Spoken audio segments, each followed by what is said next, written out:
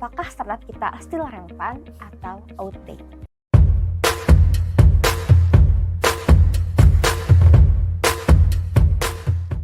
Halo Founders, balik lagi bareng aku Ima. Kita akan melanjutkan soal cerita perstartupan.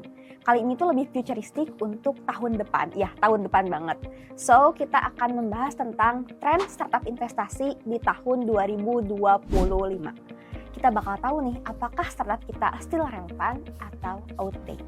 So, kita bakal ngambil dari dua sudut pandang yang basic banget, sederhana banget, tapi fundamentals. Yang pertama adalah dari sudut pandang preferensi investor itu sendiri, dan yang kedua adalah dari segi industrinya nih, industri apa yang kira-kira bakal seksi banget di tahun 2025. So, poin pertama adalah terkait dengan preferensi startup yang akan digemari oleh investor di tahun 2025. Kalau misalnya tahun-tahun sebelumnya, investor itu cenderung menyukai startup dengan pertumbuhan cepat, inovasi tinggi, terus valuasinya besar. Nah, itu akan ada pergeseran nih. Jadi, investor akan menyukai startup yang berfokus pada stabilitas dan pertumbuhan organik. Jadi, investor akan berinvestasi pada startup yang profitabilitasnya sudah jelas dan terbukti.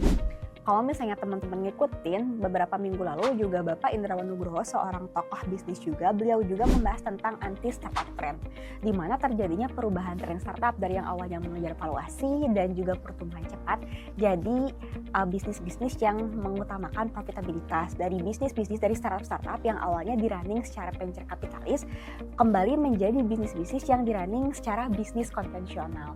Nah, itu akan berkaitan banget dengan tren investasi tahun 2025. Terjadinya pergeseran dari venture kapitalis ke bisnis konvensional yang mengutamakan profitabilitas dan stabilitas. Poin berikutnya adalah terkait dengan industri apa nih yang seksi banget dan diincar oleh investor di tahun 2025. Kalau misalnya tahun-tahun sebelumnya tuh industri AI itu hype banget, nah beberapa sumber menyebutkan bahwa AI ini masih tetap bakal rame, bakal diincar, tapi tidak se-hype tahun-tahun sebelumnya. Justru tren yang lebih banyak itu tergiring ke arah sustainability business atau circular economy. So, bisnis-bisnis berbau sustainability seperti renewable energy, low carbon, waste management, dan sejenisnya akan sangat hype. Hal ini bukan tanpa alasan, tapi karena sudah terbukti memiliki pasar yang kuat dan juga telah terbukti lebih stabil dalam jangka panjang. So, Founders itu dia gambaran mengenai tren startup investment di tahun 2025.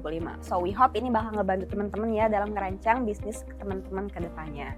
Kalau Founders mau tambah tahu tiap hari soal bisnis dan startup, jangan lupa subscribe channel YouTube Founder Plus. Bye-bye!